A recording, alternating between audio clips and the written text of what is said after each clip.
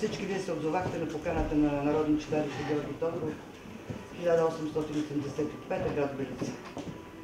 Едно читалище оставило голямо име в историята на Белица. И не само. Може би малко нескромно, но нашето читалище е познато отдавна и на международно ниво, освен на национално. Но спирам до тук, защото с други хора ще говорят по темата, която лично аз поставих. Читалищата в 20 и 21 век. Защо тази тема? Защото читалищата не са това, което бяха преди. Ние сме държава членка на Европейския съюз от 2007 година, така че новите форми на работа се надявам, че ги следваме нашето читалище. И затова реших широката общественост да разбере, що за дейности има в читалището и каква е неговата роля в съвремието. За мен е чест и удоволствие да ви представя нашите гости. Това е заслуженият читалищен деятел, професор Николай Дойнов.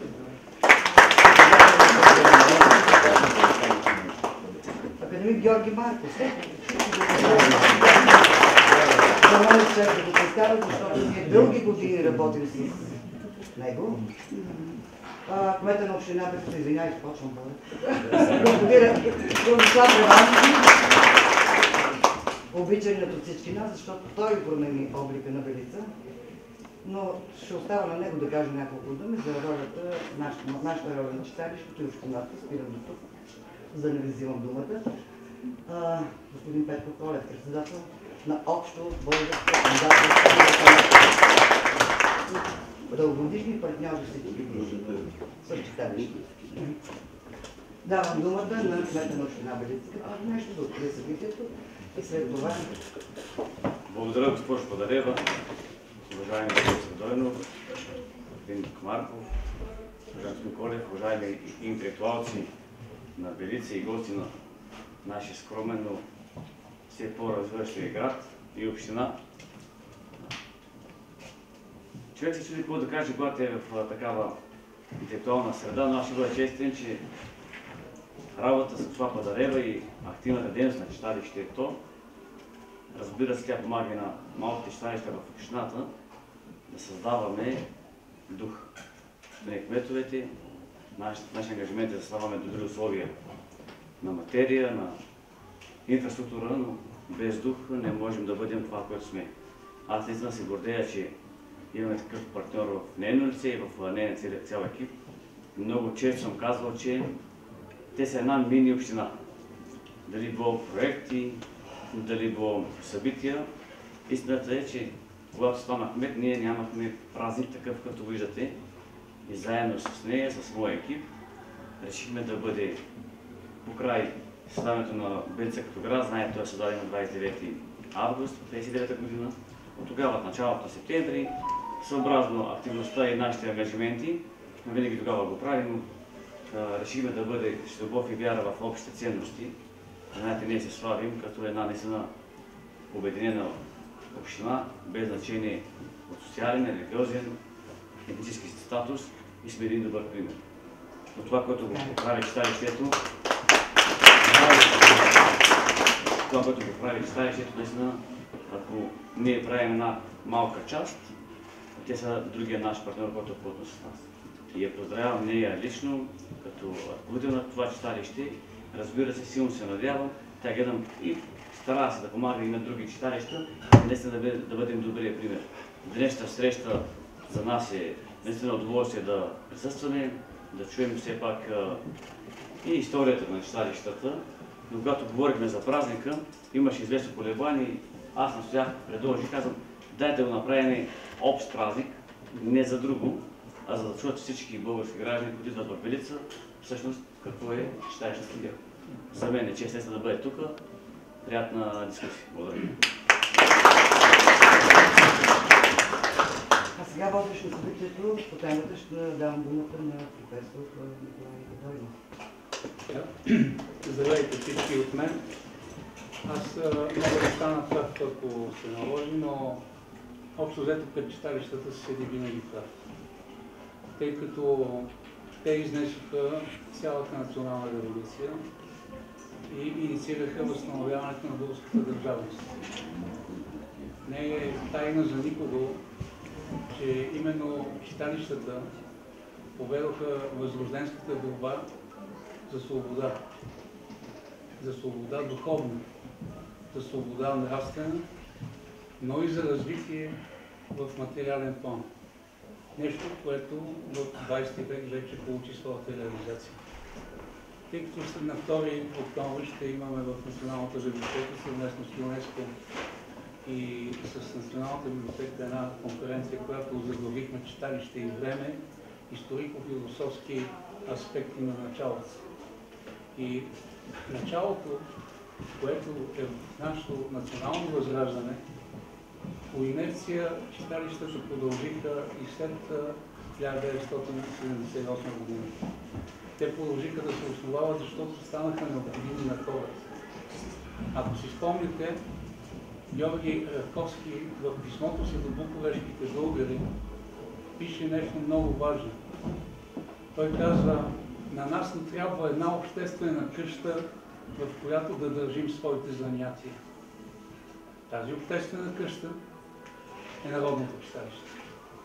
И тук ние нямаме никакво съмнение, че читалищата поеха заветите на Раковски, но и неговите идеи за структурно определящ формат, защото Христо Пишурка, това е един голям романтичен български поет, той слага една табела, пише читалище, но той вероятно е имал предвид читалня, но не е имал предвид организация, каквато после Раковски дава постулатите и в Свищов се организира точно такава организация, със свой устав. И тъй като идеята за свободата е философска идея, много са важни да се изследват уставите на първите читалища. Това, което в последно време се занимавам, освен темите, които се занимавам с изкуственият интелект, обръщам все по-голямо внимание на уставите, защото там са заложени изключително важни идеи, които посочват пътя и на читалищата в 20 век. Имайте предвид тежките войни, които се водят в първите десетилетия на 20 век. Читалищното дело е самотно дело. То е създадено от богати хора, но все пак някой трябваше да го поддържа. Войните и откъсването на части от България създаваха в хората една неувереност, но именно читалищата тогава възстановиха силата на българина и любовта му към книгата. И ето вчера в Добринище едно читалище, което навърши 100 години, основано 25-та година. Интересно е, че в 25-та година имаме основани около 85 читалища нови, които през 30-те години започнаха абсолютно равномерен организационен творчески живот с своето начало, което се породи в библиотеката. Винаги българина е обичал книгите. Още това е известно от Рибния буфар на Петър Берон, това е известно от песните на Чинто, които са всъщност една екслегиатис поезия. И всичко това идва в един контекст, който ние трябва така или иначе да разгадаем, за да можем да разберем това, което се случва днес. Никога на нашия народ не му е било лесно. Но когато си заедно със своите хора и когато си в тази обществена къща, се намират тези допълнителни основания за развитие, включително и на икономиката на местните общности, включително и на икономиката. Много от търговците, които са били дарители на читалищата, и до сега мога да кажа, че тази традиция продължава. Петър Манджуков ни се обади онзи ден, че е приготвил едни книги на издателство Захари Стоянов, които иска да дари на читалища българска класическа литература, за да си подменят техните екземпляри. Разбира се, това е един малък жест за Петър Манджуков, но той най-пресният пример. Иначе ние в Съюза денонощно получаваме всякакви писма от автори, от издатели, които са готови да участват с дарение за българските читалища. Характерът на читалищата през 30-те години остава силно политизирано вече, тъй като в Българската работническата партия разбира силата на читалищата и работата с хората. И затова много от тези читалища всъщност са прикрити клубове, които, пак отново ще цитирам Левски, той казва да прикрием революцията зад читалищата, брате, до Кирил Колешков в едно писмо. И всъщност този завет намира отражение в 30-те години, когато започва едно ужасно противоречие в, така или иначе, в навечерието на Втората световна война. Читалищният съюз, който е основан 11-та година и неговият пръв председател Иван Шишманов, професор, един от най-големите български интелектуалци, учени, просветители и невероятно прозорлив човек, той разбира, че силата на читалището е в неговата посока към образованието. По това време това нещо се нарича просвещение. Той е министър на просвещението. Но всъщност Министерството на просвещението е Министерството на образованието, културата и на духовността. Иван Шишманов в своите теоретични разработки за читалищата посочва пътищата, по които Съюза върви. Като основната част на Съюза е твърдата решимост да се създаде закон за народните читалища. И това се случва в 27 година. Това е пак в първите 30 години на 20 век. Вторият закон за читалищата е така нареченият фашистски закон, който е създаден на база на закона за закрила на държавата, мисля, че се казваше. Но там закона за читалищата е така видоизменен, че правото на свободно сдружаване на хората, свободно изразяване на мнения, на виждания, на становища, дават основание на много от читалищата да минат в нелегалност. Защото свободата на словото, това е основната допирателна на читалищата с външния свят. По никакъв начин ние не можем да бъдем несвободомислещи в рамките на народното читалище. Ние можем да бъдем само и единствено хора, които споделят своите убеждения и мнения, но не със силата на автоматите, а със силата на убеждението, знанията и намеренията ни. Това, което днес виждаме и в Белица. Разговорът между хората е много важен, изключително важен, когато има обществени колизии. Наредбата Закон за народните читалища от 1945 година започва в името на Негово Величество цар Симеон II. Тази наредба закон, тя е един палиатив, обаче, който съществуваше до 90-та година. И от тук насетне този палиатив създаде много проблеми, когато с един екип, воден от незабравимия наш председател Гиньо Ганев, заедно с един друг велик българин Йордан Ганев, който е син на Венелин Ганев. Сега неговия внук е в парламента. А Венелин Ганев е изпълнител на, като регент на България, изпълнител на наредбата Закон за народните читалища. Казвам, тия неща, те не се знаят много. Но именно това, че не се знаят, ме кара да ги разпространявам все повече и повече, защото паметта е едно от най-важните неща. Навлизането в социалистическия период на държавата се характеризира с припознаване на читалищата като най-масовата организация и започва невиждано строителство на сгради. Това, което до този момент не се е случвало, защото виждате, хората събираха пари, построяваха някакви къщички, кръстиха ги читалище, бореха се да оцелеят. Цар Борис III раздаваше парцели в големите градове на читалища, в градове да построят читалища. Но всичко това не беше така замислено. Най-силният кос на българската държава беше активизацията на народните читалища и построяването на сградния фонд. Около 350 сгради, масивни, изключително практични, модерни за времето си, бяха построени до 81 година. Но това не е нищо, защото ролята на библиотеките беше засилена изключително много. За всеки един българин беше въпрос на чест да влизаш в библиотеката, да четеш книги, да споделяш своите виждания върху дадена книга.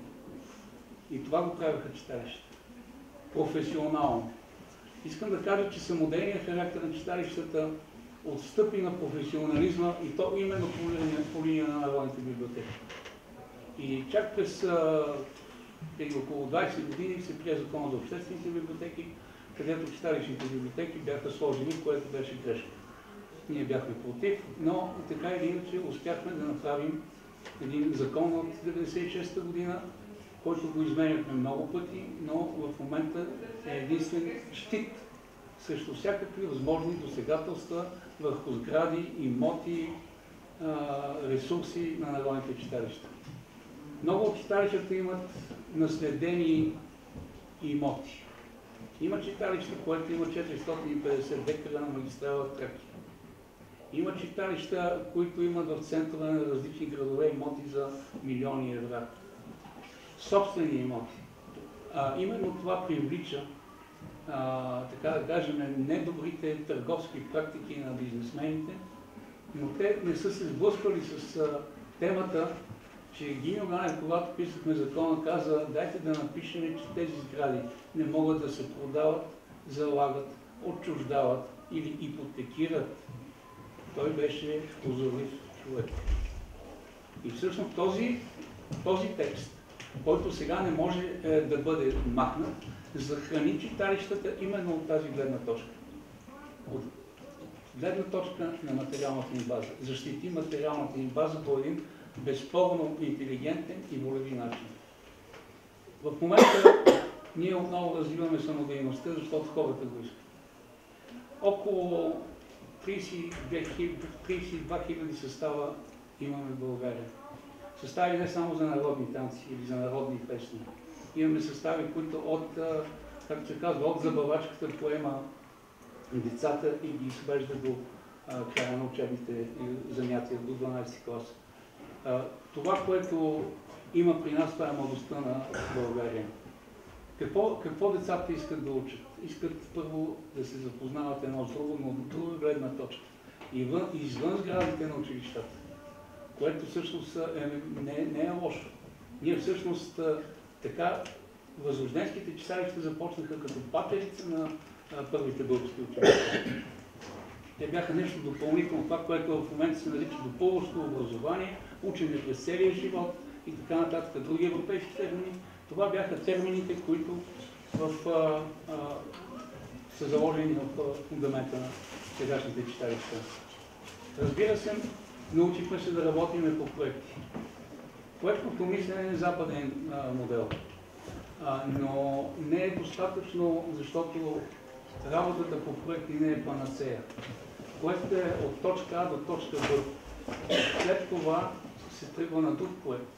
На друг проект и е много лесно да се скочи в едно пространство, в което да загубим своята същност. А тази същност по никакъв начин не може да бъде загубена, защото е разписана в закон. Има 9 точки в закона, които ни казват кои сме и какво трябва да правим. Те лежат и на базата на първия закон 27 година, така наречения закон на професор Иван Шишманов. Това са много важни неща, защото следващия председател след професор Иван Шишманов е академик Михаил Арнаудов. Един човек, който лежа в Белене. Защо лежа в Белене Михаил Арнаудов? Защото беше министър в едно от правителството на Богдан Филов. Всъщност обаче Михаил Арнаудов е един от най-големите изследователи на българския фолклор. И неговите 2 тома, озаглавени българския фолклор, и до сега служат като настолен фундамент за всички български фолклористи, студенти, докторанти, преподаватели. Като писател и като човек имах честта като ученик да ходя в къщата му на Славянска в София и да видя огромната му библиотека, очилата му бяха там. Едно твърде респектиращо човешко и гражданско поведение.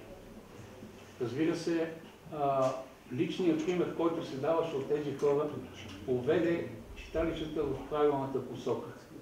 3750 читалища има в момента.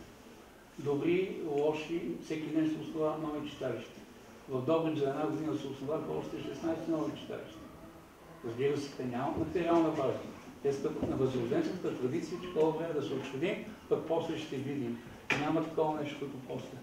Отворете устава на първото българско читалище Свищов и да видите как и Владикин и другите са дали собствени средства. Значи, когато се дава собствен капитал, това е началото на мениджмент. Т.е. създаването на правила. А сега, че се събираме, подписваме един устав, вкарваме го в съда и получаваме има парадокси в момента. Читалище Тротуара София, например. Читалище, което се регистрира по интернет с електронни подписи. Нещо крайно незаконно. Други читалища, които си измислиха собствени легенди, читалище мечталище. Читалище не знам си какво. И всичкото това нещо идва, защото читалищата в момента са подкрепени силно от държавата и от общините. Защо държавата подкрепя читалищата? Първо, защото тази огромна библиотечна мрежа, ние сме едно от първите места в Европа по брой на библиотеки.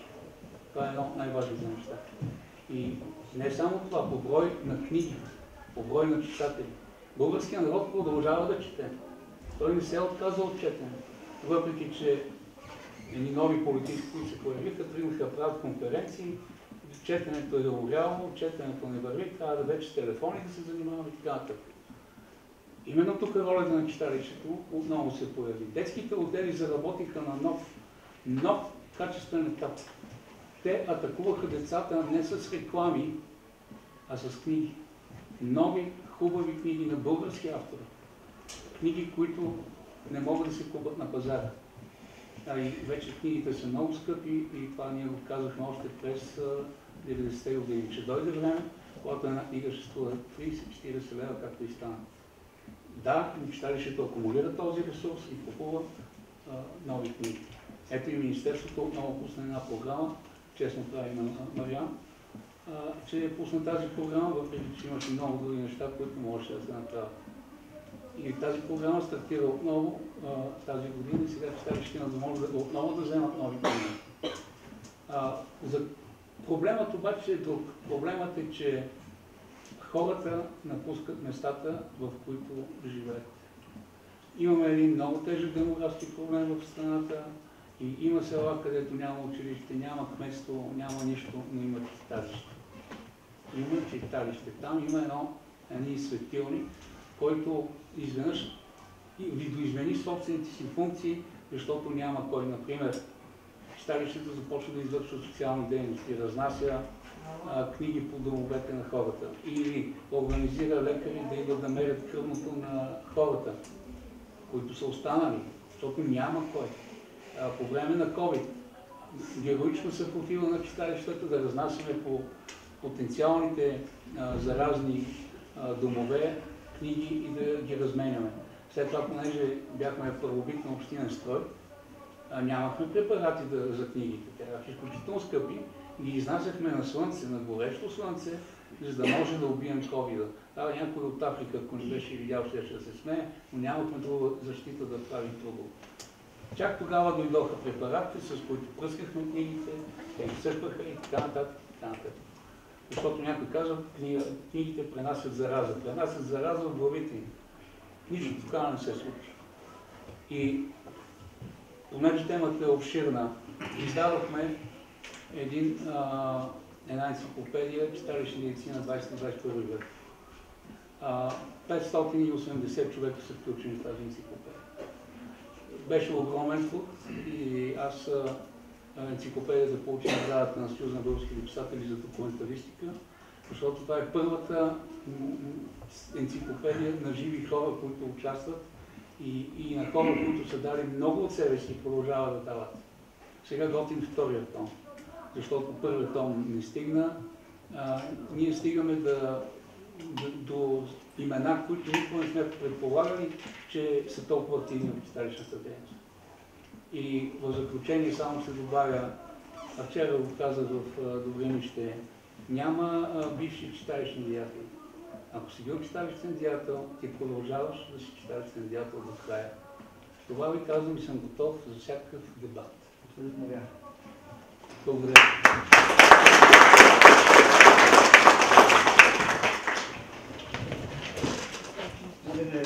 Приятели, всички ние сме приятели. Местната общност, хората, които са дошли на гости.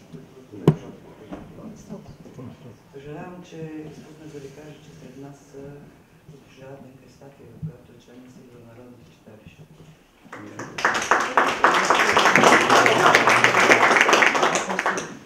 Георги Мишев, който е областен председател на читалища.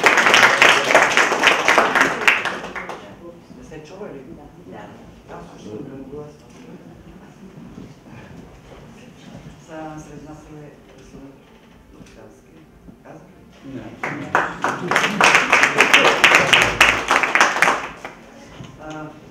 на читалището в Благоевград. За мен е удоволствие да ви представя къде е Рина прави Благоевград. Рина, правилното се забравя. Партньор номер 1 на читалището и на Белица. Национален парк Рила.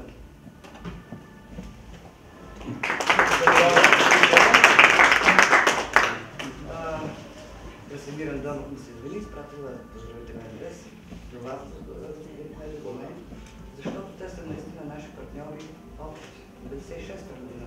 Ти още не си била там, ама аз бях. Сигурно ще изпусна някой. Тук са Лазар Кричков.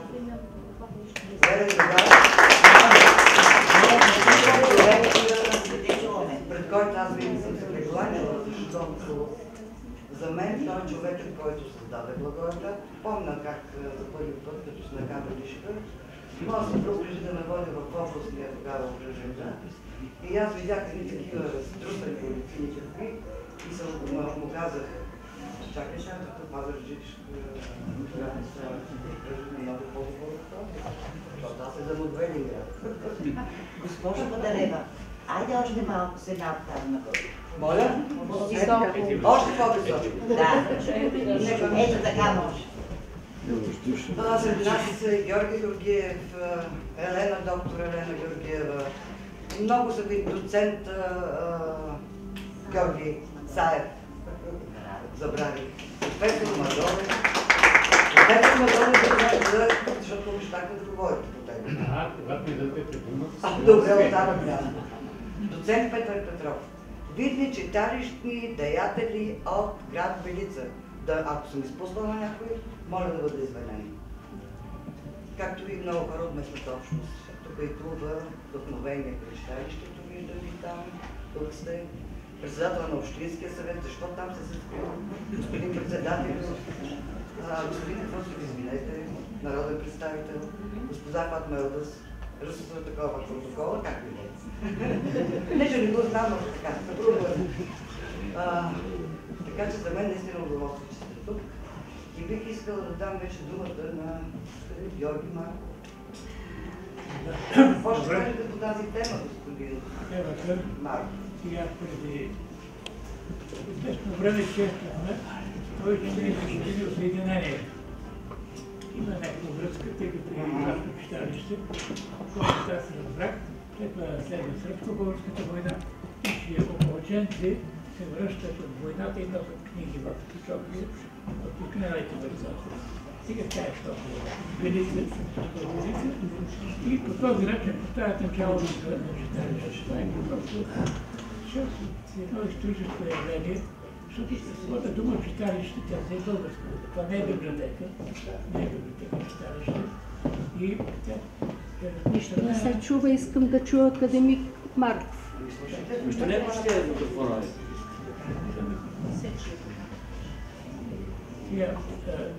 Малко по-високо ще говоря. Когато говорим за читалище, едно е читалище, друго е библиотека. Преименуваха София национална библиотека. Не е така. Това е народна библиотека. Като освобождението тя основана пред всяка народна библиотека. Библиотеката е тук доста народна. Това не е библиотека на банко. Само учени там го боравят. Но не бива да се променят тези хубави наши думи.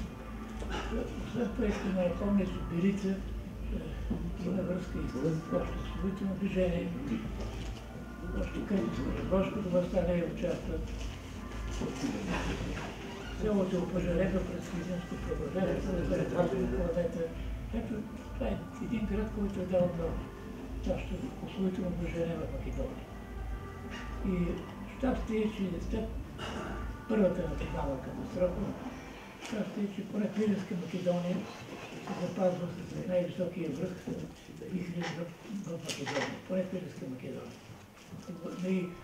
Аз съм чел документи от войните за прочистването на Тракия, пак 15-та година. Там има една заповед на генерал Никола Иванов вземете снарядите, хляба и книгите. Като бягат един вързок, хората са книги. Значи книгите си имали изключително значение. От това време, когато няма екран, няма телевизия, няма още радио, няма телевизия, няма интернет. А днеска говорим за екранна зависимост. Така младите ги гледат, като върват и гледат в смартфона, но смартфона ги задърпва с информация, докато книгата дава повод и начин за размисъл. Може да седнеш, да четеш и да размишляваш. Докато смартфона задърпва с информация, една голяма част от тях тя не е достоверна. Поради това, днеска читалищата, да се споменат, са в така едно критично положение от финансова гледна точка, защото не се снабдяват с необходимите средства.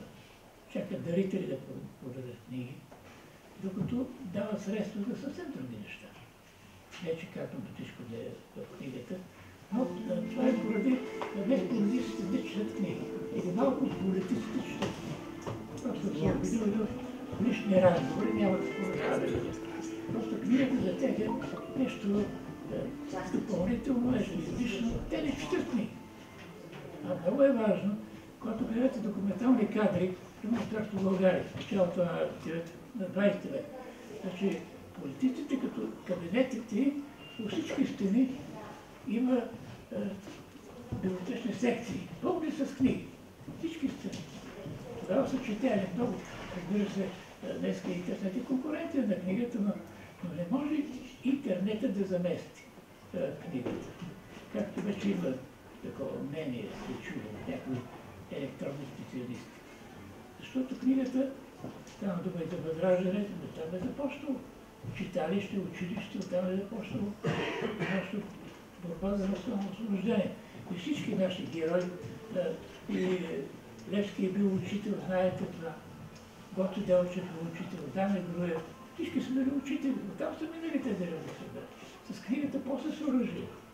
И това трябва добре да се знае от днешните политици, защото аз живея един квартал Геомили в София, има 3 мола. Строиха 3 мола, много добро. Знаете, читалище, там библиотека, нещо по-различно. И какво е щастието? Не да прочетеш на книга, има промоция. Тичайте, има промоция, не знам кой магазин. Това ли е щастието на българска рода? Промоция и така нататък. Това е просто духовна храна. Духовна храна. И крайно време политиците, защото някои от тях не само нямат политическа култура, но нямат никаква култура. Вижте ги какво говорят по телевизията. Аз изключвам телевизора или приключвам, като ги видя, на ректорен вечерята.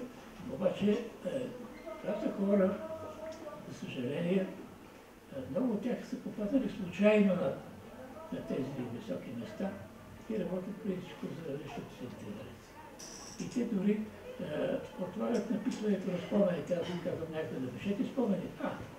Има време, пък и други ще пишат за мен. Другите, защото ние сме от правилната страна на историята. Кой ми казва това? Това непрекъснато се повтаря. Правилната страна. Другите казват на погрешната страна. Чакайте. Историята ще каже след време. Трябва постояние във времето. Аз не искам да се държавам разлика с политически критики, но наистина трябва крайно време да се разбере, че без книга не може. И трябва, ето в една Германия, аз така често пътувам, и там е пълно библиотеки в Германия. И четат на Германия. Те имат и техника, имат електроника, имат и компютъри. Германците обаче германците четат и то класика. И вече има възможност, преди 89 година имаше цензура и нещичко се издаваше, дори вазовете се изолираха, на вазовете бяха махали поеки си закрити. Войните. Защото това национализъм. И вазовете. Но вече, след като се издават книги, които не са цензурирани, те трябва да се четат и да се четат български книги и да се престане с това чуждо влияние. Ето, боли хора, викам, как е положението? Супер! Боля, супер! Викам, кажи превъзходно, бе! Да. Или, на всеки чувам окей. Да. На всеки чувам окей. окей, това е окей, но не е окей. Аз те радвам, че съм в Белица. Не виждам Лазар пред шкафа. Тук е. Тук е, не там.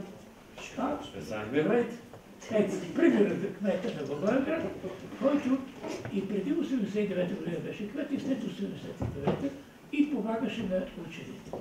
Благодаря.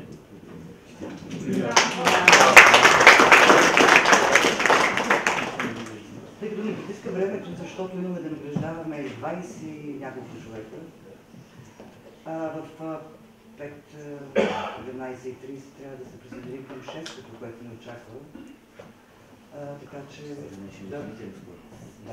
Вие трябва да видите да режда лентата, дайте към българска.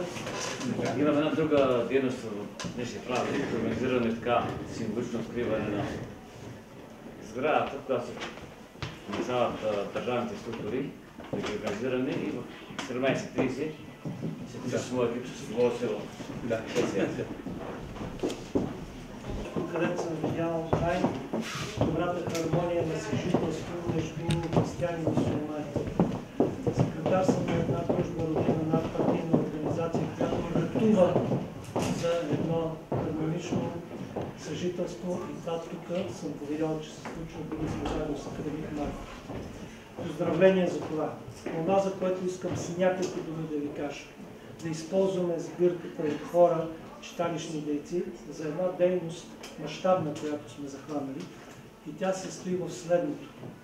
Българската духовна пирамида, метафорично казано, която я градим, мъчим, читалища, театър, училища и прочее. Има два недостатъка, които недостатъци, ако не ги махнем, не се отървем от тях, не можем да направим това, за което мечтаем. Добрата новина е, че са установени и по двата се работи. Първият от тях. В фундамента на тая пирамида сме заложили фалшив темел. Това е матрицата Байганьо. Ганчовци, инженер Ганев, ганевска работа, ежедневно слагаме си го, внушаваме го на децата и след това очакваме да вървим напред като един достоен народ. Битката започна 2020 година, може да се каже, антибайганьо книга. Тук са професор Александър Фол, професор Георги Бакалов, светла им памет, академик Марков, разбира се, Николай Хайтов, светла им памет и други наши учени, които писаха под това заглавие с тази цел. Да кажем собствено кои са българите и да се отграничим по-отчетливо от някои, които носят тия характеристики. Но не бива това, което се случва в Байган на книгата, да се обобщава за целия народ. Ние го приемаме и съответно се възпроизвеждаме, за съжаление, все повече и повече. Два филма има на темата. В YouTube са качени антибайганен филм, бащата на байганен филм. И второто нещо, което липсва на нашата пирамида. Тя няма връх. Ние не знаем на къде бутаме нашия градеж. Нямаме послание нито към себе си като нация, нито към света. Света да знае кои сме. Това всъщност, което гърците имат мегали идея, сърбите начертанието на Гаршанин, турците напоследък стратегически дълбочини. С други думи говорим за липсваща национална доктрина от 150 години. Вече и имаме. Мисията на българите. Това е тежък документ с подписите на много валидни хора, човеци и институции. Поднасяме на госпожа Падарева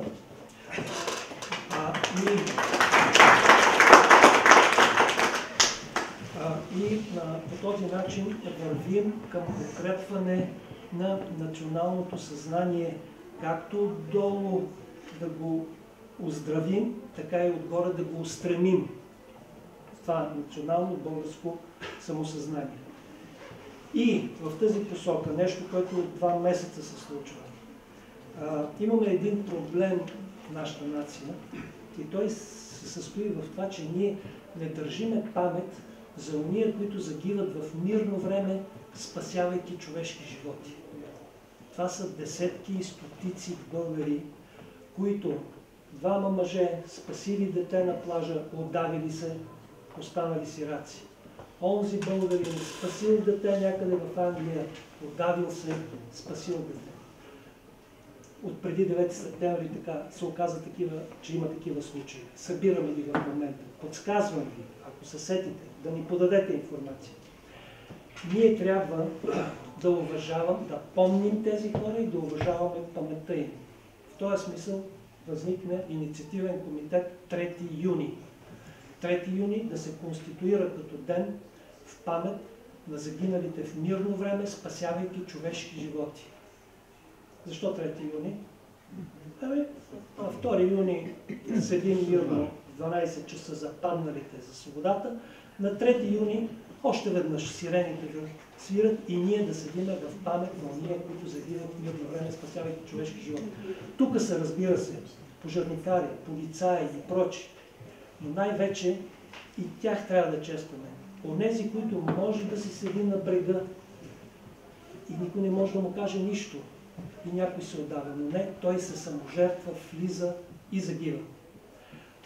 Надявам се, че с това послание ще бихме могли да получим подкрепата и на Съюза на българските читатели. Вече Съюза на българските журналисти казаха да, подкрепяме го. Господин Боян Ангел, Съюз на българските писатели, каза да, това е разумно, нужно ли е това нещо. Памет, добро поведение гражданско даваме, единение на нацията, морална подкрепа за тия семейства, които загубват най-скъпото си. Освен майките им и сираците им, да ги помним и ние. Благодаря ви за вниманието. Професор Мадонов, ви искате да кажете нещо? Да. Кратичко, защото времето е пак не помня. 5 минути имаме.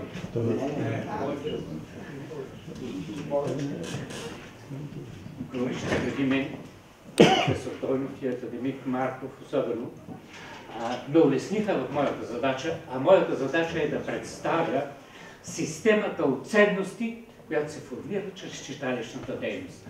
Може и представителите на научния свят ще съгласят с мен, че тази тема не е била особено обект на внимание. И обаче смятам, че тя трябва да бъде развивана, защото ценностите са онзи личен феномен, който обяснява защо читалището е притегателна сила за хора от различни възрастови групи, за да участват в читалищната дейност. И още един друг момент има. Ценностите, които се доразвиват, даже има някои, може би, които се формират, но които се защитават чрез читалищната дейност, всъщност са значими както за личността, така и за обществото. Обогатявайки ценностите, ние всъщност обогатяваме не само самите себе си, а обогатяваме всички хора, които са около нас. Ценността е израз на положително емоционално отношение към определен обект.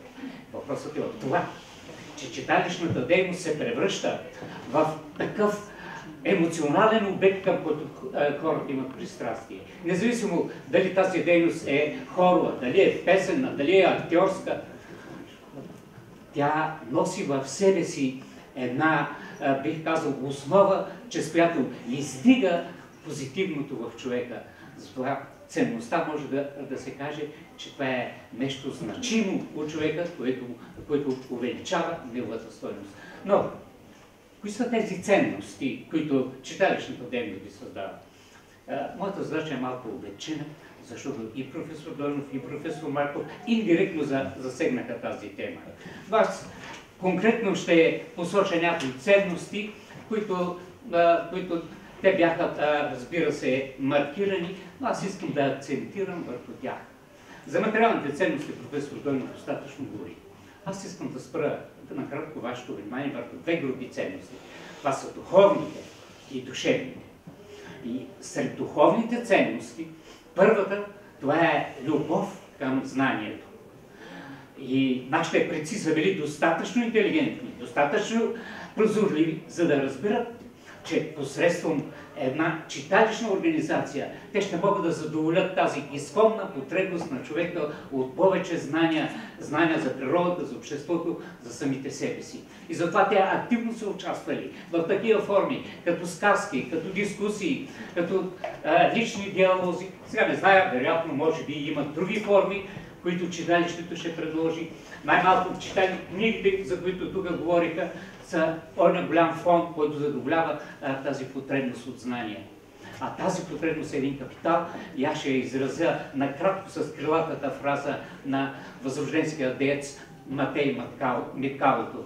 Той казва, че съзнание може да се стигне много по-далече, отколкото с един товар злато. Нямам нужда да коментирам повече тази ценност.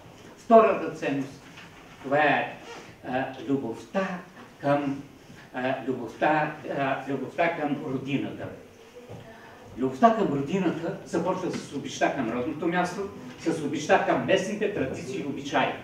Читалището е онази дейност, която представя красотите на родното място, красотите на обичаите и на традициите по един колоритен начин, по един вълнуващ начин, които пораждат не само наслаждение от човека, а пораждат гордост, че този читалищният зрител, читалищният слушател е член на тази общност. Читалищният деец е член на това поколение, което е наследило тези стародавни традиции, стародавни обичаи, в които се крие много мъдрост. И тъкмо тази гордост всъщност е един градивен елемент в обичта към родината. Разбира се, тук мога да говоря още за много други ценности, както колективизма, който читалището формира един, аз го наричам в себе си, своеобразен читалищен колективизъм, защото във всяка група, независимо сферата на нейното проявление, се създава едни хармонични отношения между членовете на групата, тъй като имат общи цели, задачи. И най-важното, в този колектив те се научават да съпричиняват своите цели, своите желания с желанията на другите. И тъкмо тези хармонични отношения, които се пораждат, са градивният елемент на оная общност, която се нарича колективизъм. И колективистичното чувство всъщност се разширява. Няколко думи за душевните ценности. Смятам, че на първо място трябва да поставим личната ценност. Личната ценност се изразява чрез себеуважението, самочувствието, автосимпатията, която човек проявява към себе си. И тук мога да кажа, че всяко участие в читалищна дейност, индивидуална или групова, се поставят цели. И когато тези цели бъдат постигнати, отделният деец се чувства съпричастен, чувства се човек, който участва в създаването на тези ценности, а това му внушава, че той има определени способности и тази способност той я преживява с гордост и увеличава ценността на собствената си личност. Може би една от най-значимите ценности, която се създава чрез читалището, това е емоционалната интелигентност.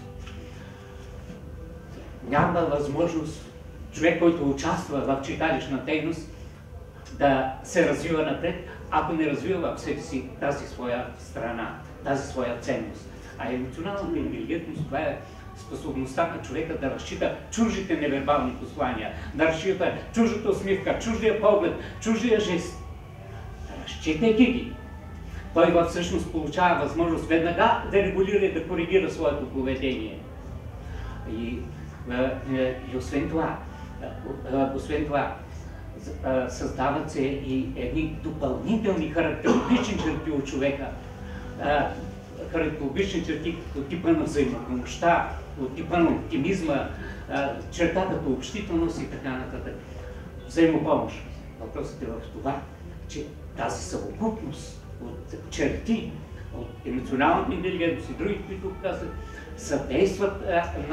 съдействат на читалищния деятел да понижи така наречената сценична треска, т.е. да намали тревожността, която неизбежно го съпровожда, преди да се появи пред светлината на прожекторите.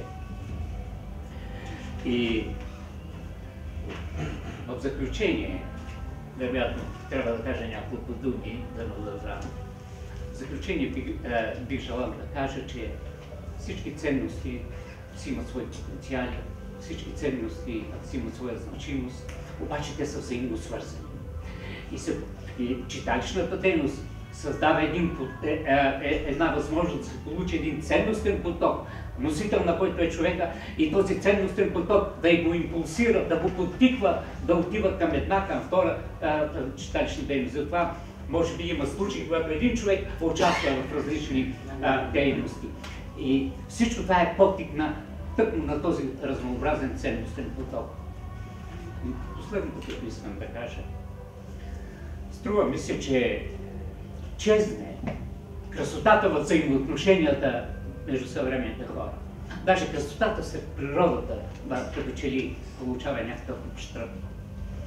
Читалището е онази институция, която създава тъкмо такива красиви форми, които човек ги възприема, наслаждава се, които го успокояват. И по такъв начин, чрез красивото, което той възприема, замества радостите на тялото си с радостите на душата, по такъв начин той лекува свои душевни рани дори. Тоест, бих казал, че изкуството, което създава читалището, дори има известна психотерапевтична значимост. И затова смятам, че читалището има свое законно място и ние всички трябва да го подкрепяме, за да се усъвършенства своето място.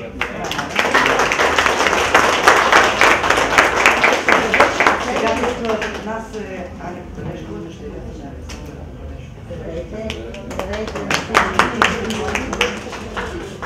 Аз ще слезна малко по-ниско от академичното ниво на всички академици и професори тук, представители на академичния свят. Искам само да кажа, че в дългите години, в които аз работя с читалища, и в Българска национална телевизия, и в телевизия Родина, срещах уникални представители на танцовия, песенния, изворния фолклор, всякакъв в нашата работа. Много време събрали сме ги, имаме ги като фонд, като архив.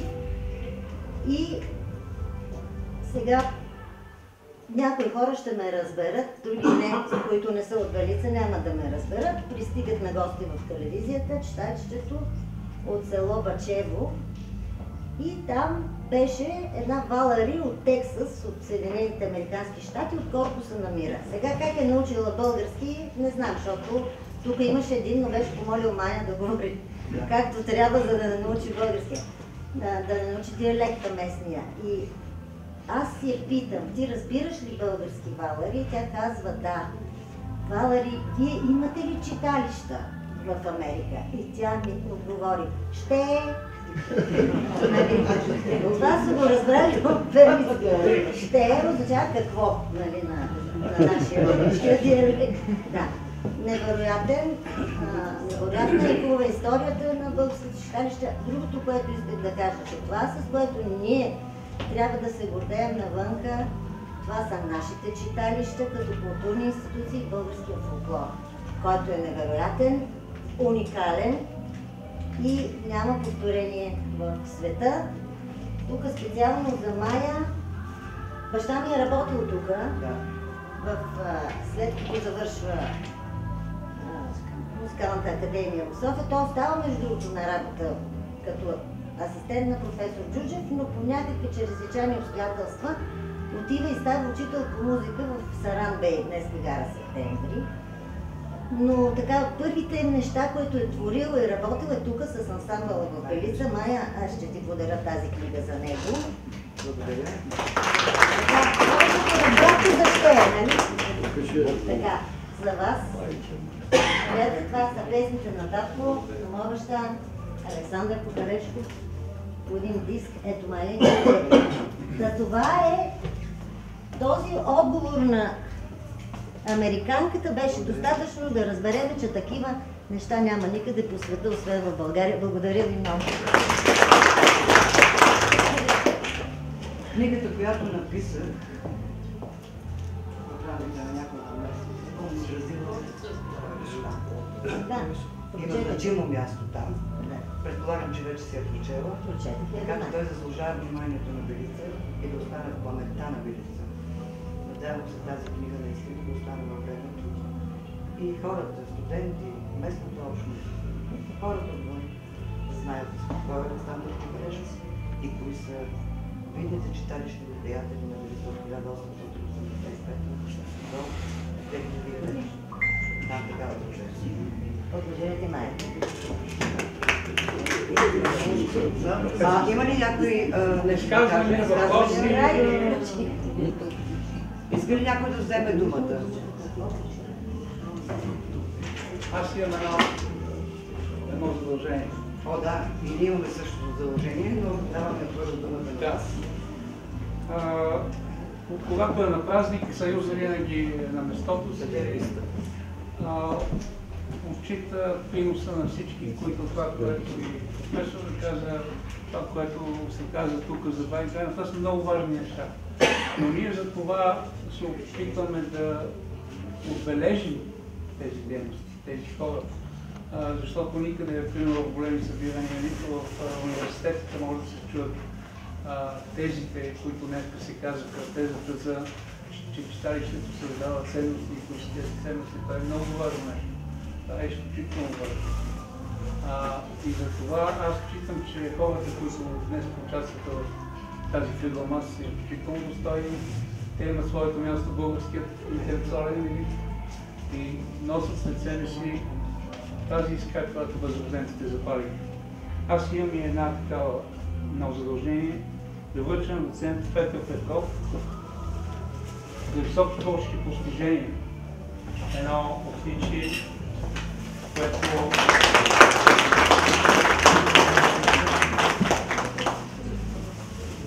не се го гледам пред маската. Гледай.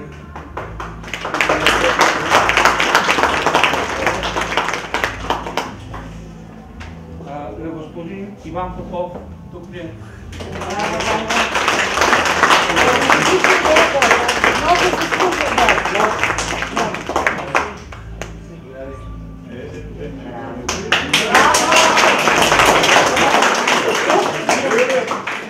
На господин Николай Манчев. Тук е. Тук ли е? Той е сигурно репетиция. Няма. Господин Венцислав Костадинов. Няма. Госпожа Катя Веселинова тук. Тя е водеща на дневните. Не, ще бъде водеща. Госпожа Антонета Шонкова. И тя работи. Добре. Добре. И остава Мария Георгиева. Тук е Мария.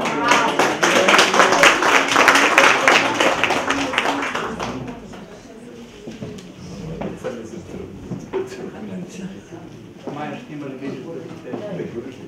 Да,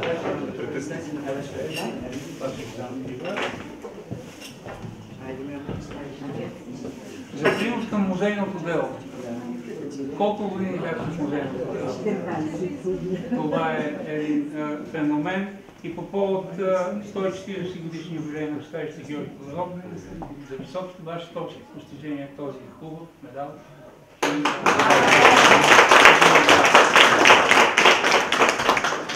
А сега плакети ще получат от името на Народно читалище Георги Тодоров 1835. Започвам по ред, по списък, за да не спусна някой. Професор Николай Дойнов ще включи на официалната сцена. Сега няма да ви даваме. Радослав Ревански няма на сцената. Плакет за Анита Дойнова. Национален читалищен вестник за значителен принос в популяризиране на читалищното дело в Белица. Главен редактор на Белица.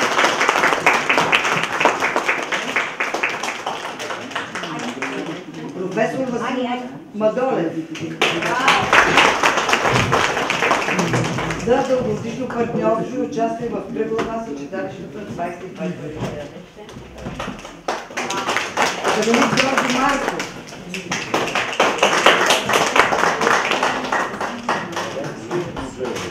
За дългогодишно партньорство и участие в кръгла маса. Петко Колев.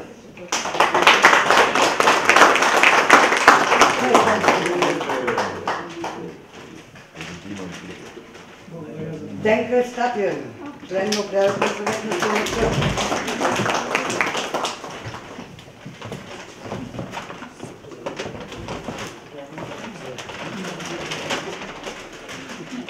Стоил Кошев, вече му памет. Оставил голяма диря в живота на читалището.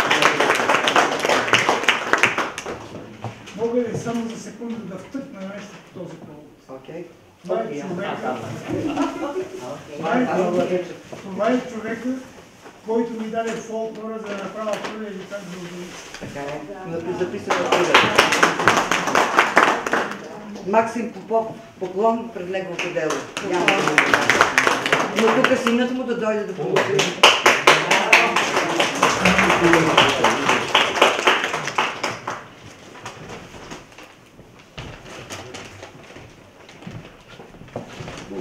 Александър Кукарешки. Ани Кукарешкова е тук. Няма какво да кажа, да разказвам. Каква личност е той за читалището в Белица. Той също поставя инструментариума на Белица на оркестъра. Не го помня аз, разбира се. Вие снимка с ансамбъл, огромен ансамбъл. Но е голяма личност за Белица.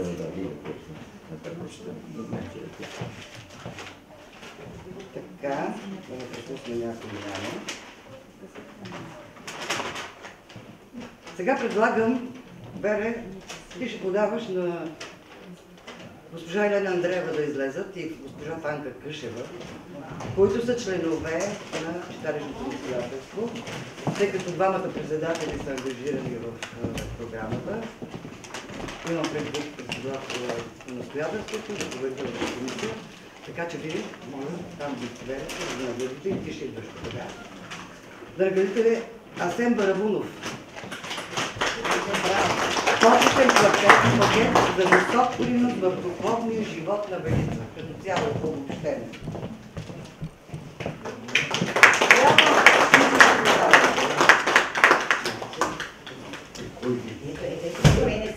Тук.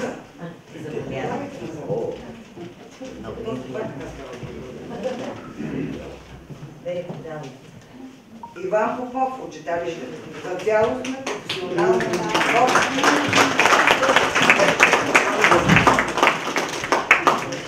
Николай Майчев го няма на терене, Венцислав го няма и той на терене. Доцент Петър Петров е няма. Коreограф е изключителен принос в свободния живот и сценичното изкуство на Белица.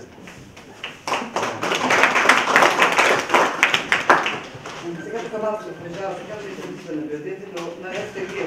Средно училище Свети Кирил и Методий за дългогодишно партньорство в дейността на читалището.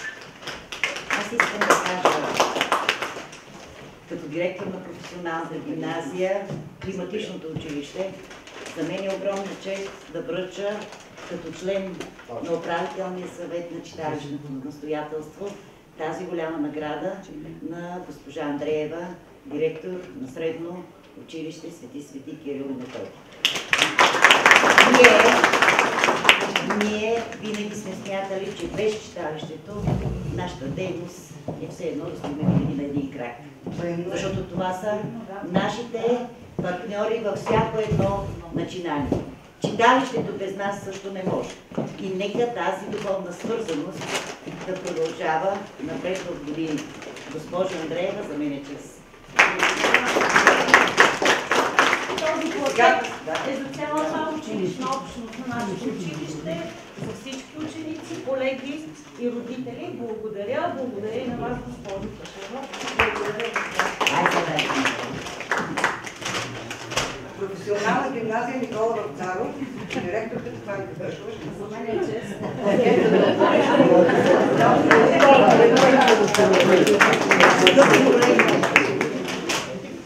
Скъпи колеги, тук са много от нашите учители, които са били изключително вдъхновяващи личности, не само в училищната общност, на някогашното климатично училище и сега професионална гимназия. Тук са духовни водачи на Белица, които продължават да бъдат пример за подражание. И аз виждам госпожа Думбова, госпожа Миланка Дойджиева, младите колеги, които тясно свързват своята училищна дейност и с читалището, като Джени Ахмед, така че има приемственост. Приемствеността е много важна и нека тази духовна връзка да продължава. Особено ми е приятно да споделя, че като един от най-заслужилите учители, които винаги са държали на връзката с читалището, подготвили са едни от най-запомнящите се чествания. Това е госпожа Катя Алексиева, с която аз също искам специално да я поздравя.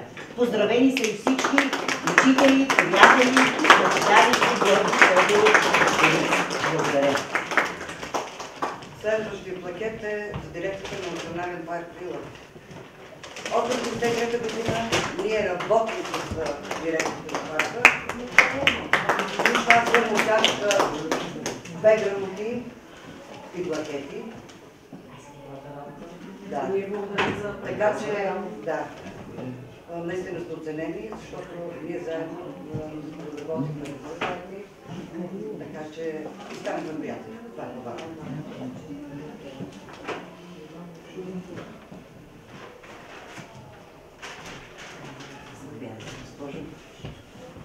Надяваме се партньори на училищата. Благодаря.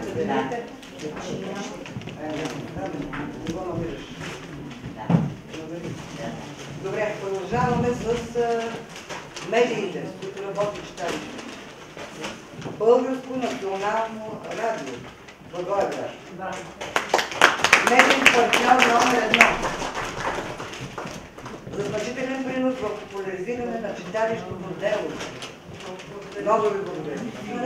За мен е честно, че лично директор се намира в тази скромна пържава от нас.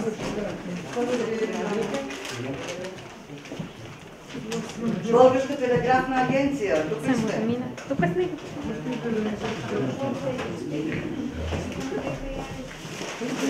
Много добро партньорство. Ниме, ако може поглед с дамата.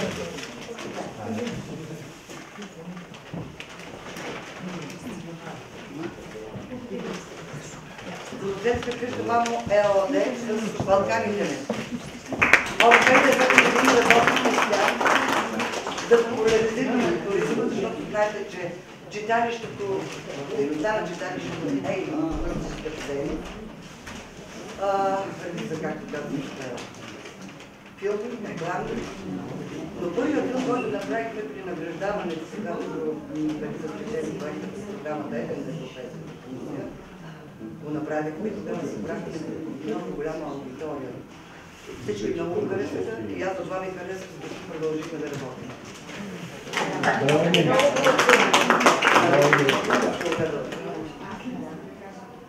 Изключително удоволствие и признателност за наградата, която беше връчена на екипа. Заедно с колегата Иван Озунов от 2009 година започнахме работа в Белица и обикнах Белица като мое родно място.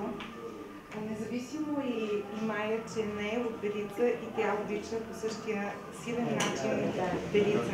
Искам да кажа, че огромна е ролята на читалище Белица за това Белица да се появи на картата на Европа. Туристическата карта на Европа вече има едно защитено място. Това е Белица, едно райско кътче и благодарение на екипа на Майя, за смелия екип, който успя да сложи каруцата пред коня в 2009 година.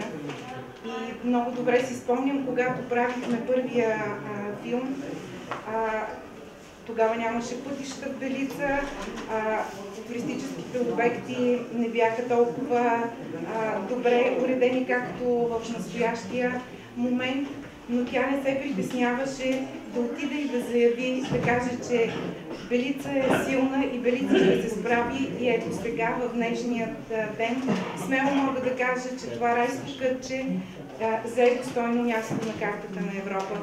И благодаря ви това място и силно на целия екип, изниква и това подчертавам, че ролята и мястото на читалищата в България е огромна за популяризирането на природното културно историческо богатство на България. Още веднъж благодаря.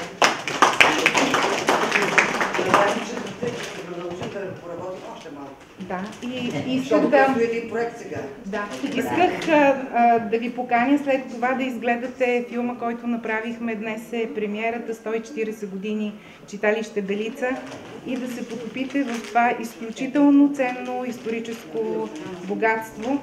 И имах честа да познавам, да не ги отекчавам, да познавам доста от хората, които са оставили голяма следа в не само в читалището им, но и в този град. Поех ангажимента към Стоил Кошов наистина да популяризирам това, което заедно с екипа да популяризираме това, което той е съхранил като огромно богатство, и въпреки, че така в момента не присъстват неговите близки, истинска признателност за неговото дело и за това, което е съхранил. Ще продължим да правим различни материали, с които да покажем и да оставим тази следа за винаги в Белица.